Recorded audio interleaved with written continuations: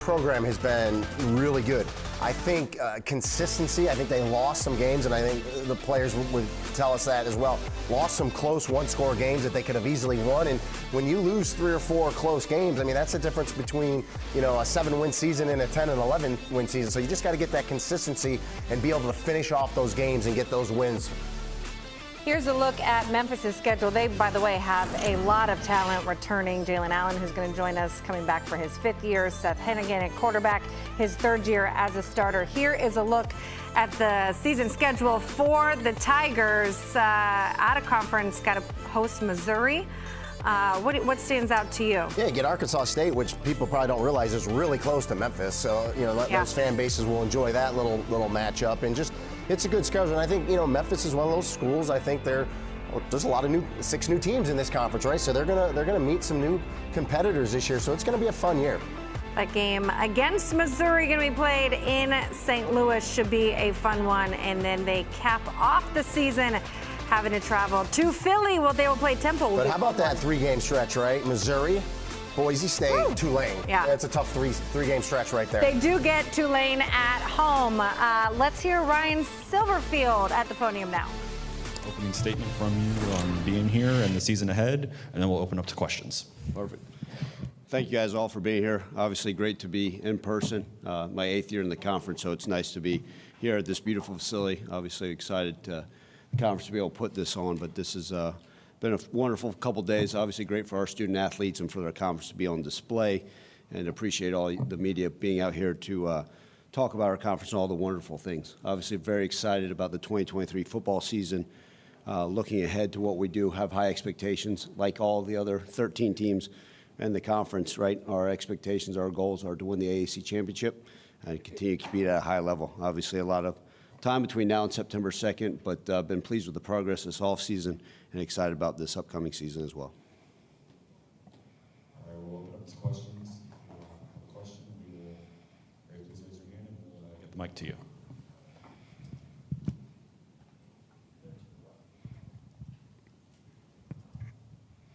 Ryan, how much stock do you put in the preseason media polls? You guys were picked to finish 4th this year.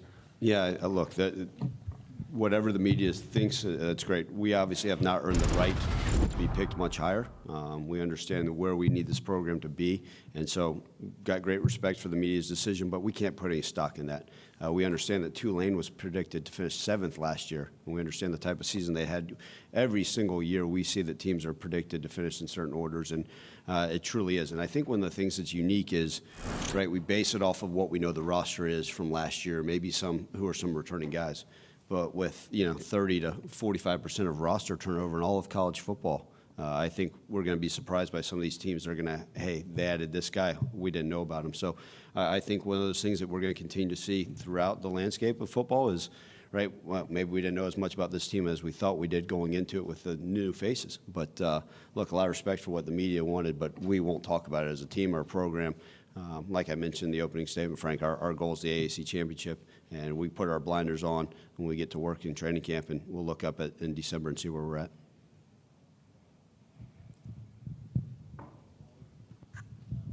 Tim Buckley with the Daily Memphian. Ryan, obviously Tulane's coming off a strong season, and then you got the 6 new teams coming in. UTSA has a strong resume. But with Houston gone, Cincinnati gone, UCF gone, how much do you guys expect that you should now be one of the powers in the conference just based on past history and what it looks like now? Yeah, well, our expectations never changed. It doesn't matter what the conference looks like. Obviously, a lot of respect for the 6 new teams coming in. Like we talked about, you know, UTSA being a back-to-back Conference USA champions, what Coach Traylor's been able to do there. Obviously, immense respect for them in that program and all the programs coming in. And I think you're going to see, with the ever-changing rosters, we can't sit there and say, well, this team was that last year because things changed. But our expectations have never changed. You know, my 8 years at Memphis, every single year we line up with the goal to be the champion. The conference championships, that hasn't changed from year 1 to year 4 as the head coach, regardless of who we play. You know, look, we've got a lot of new opponents that we'll be facing this year. Excited about those opportunities. I think the conference is actually stronger with these teams coming in. Really excited about adding to them, and it's going to be fun to go out there and compete.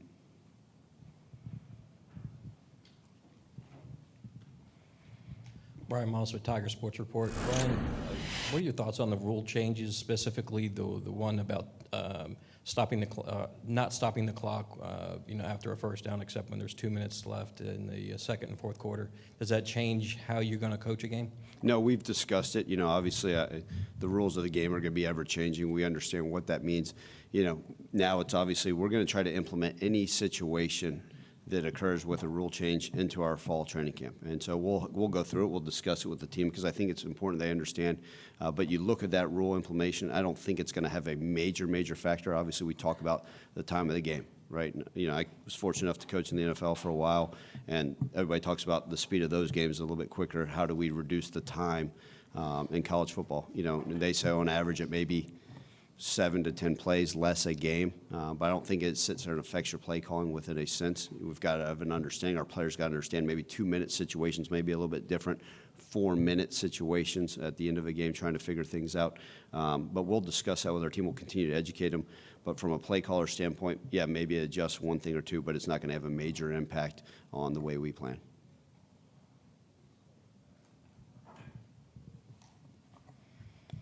With the transfers that you guys had leaving and looking at the transfers you guys brought in, how do you feel that how you guys were able to manage the roster based on your need?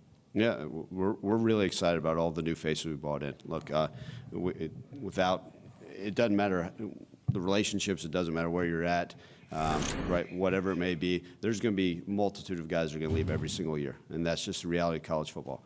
We lost quite a few walk-ons as well that we're hoping to explore opportunities, maybe receive scholarships. But we brought in so many unique players I think fit what we do at the University of Memphis.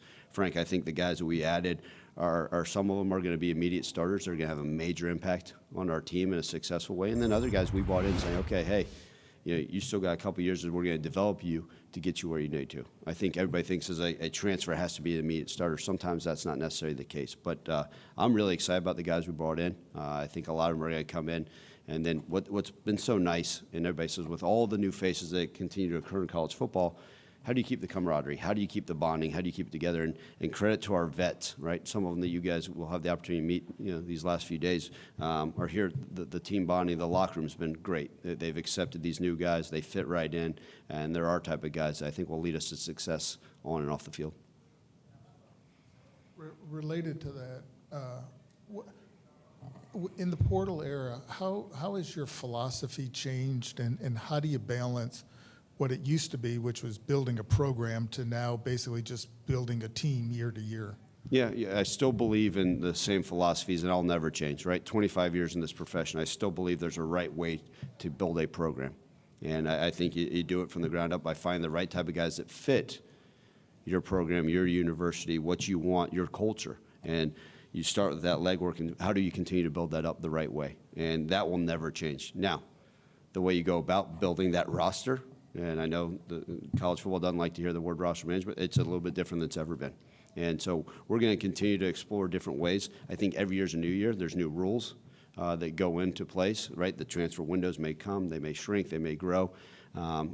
Keeping your current roster intact if it's what you want it to look like, I think that's important. But I think you've got to address it and be aware. And now the off seasons have certainly changed. Coaches are so used to having some downtime in January, and it's completely changed. March has changed. Obviously, we'll see what the NCAA rules change if there's still a spring transfer window. We'll see about that. But it's the ever-changing days of college football, and the landscape probably will never be the same. I'm sure this time next year we'll be saying, Ryan, how do you feel about this new rule or this transfer? And guess what? We'll address it as we come. But credit to our administration, the people that I'm so fortunate to surround myself every single day. They assist in making sure that we stay ahead of the curve anytime we hear of new legislation or new rules, that we are doing everything in our power to have success with it. And we bring in a couple student athletes from Memphis joining us at the table, defensive lineman Jalen Allen and quarterback Seth Hennigan. Coach talked about the consistency and a 9-year bowl streak. That's up there with the Alabamas, the Georgias. You've played for Coach Satterfield, both of you guys now, or Silverfield, for a couple years. What about him and the fit there and building consistency has made this long streak pay off? We'll start with you. Okay. I've been here the longest, so Yeah. I got 23 years old over here. Yes, man. 23 years old, March baby. Being here, being with Silverfield, he's taught us a lot. We've seen growth just coming from Norville to Silverfield. It's been a lot of different changes, but Silverfield definitely preaches the consistency and the all-in mentality when we're coming in this, and making sure that we all know that we have unfinished business. We still have goals to achieve and things that we have to reach out to. Seth, third-year starter, how have you guys been able to keep this level of consistency year in and year out? Yeah, I mean, I'd just say it goes back to practice, and we're always practicing hard, and we'll do 23 periods a day, twice a week. You know, the coaching staff still tries to take care of our body and things like that, but I feel like we grind harder than a lot of teams. So, I mean, winning comes from working and being together and having that consistency within our team. So, Seth, back-to-back 3,000-yard seasons. You're coming back this year with a ton of experience. It's a huge advantage in a conference, but it's a little weird this year because you got so many new teams, right, that you have to prepare for that you haven't seen. So just kind of talk about the new dynamic, and both of you can answer this, the excitement, I guess, of the new look American. yeah, I mean, back-to-back 3,000-yard seasons, but at the end of the day, we're 7-6 in both seasons, so we're trying to win games at the end of the day. So yards are really irrelevant, but there's a lot of talented teams, and you know, there's like 6 new head coaches as well. Some of those teams, you know, had changes. You know, North Texas head coach has changed, as well as some other teams. So just more teams, more faces to prepare for, different defensive coordinators. I'm facing 9 different defensive coordinators this year compared to last year, so it'll be a good challenge and interesting to play different teams. Oh, yeah, just the new teams from UTSA. We played them before. I definitely want to play them again. You did, yeah. Yeah, that was a good game. I called that game a few years ago. It was. It definitely was. So I'm ready to see them again. But all the new teams, we're looking forward to playing again and playing for the first time. So it's going to be fun. It's going to be fun. I'm Seth, ready. can you give us a sense of some of the skill guys around you who we can expect to see making some plays this year? Yeah, I mean, all 3 of our receivers are different. You know, we have a transfer from Toledo, Demir Blankenship at the slot, and then Rock Taylor's been in Memphis for a while. He'll be a playmaker for us this year, and then we have some other transfers.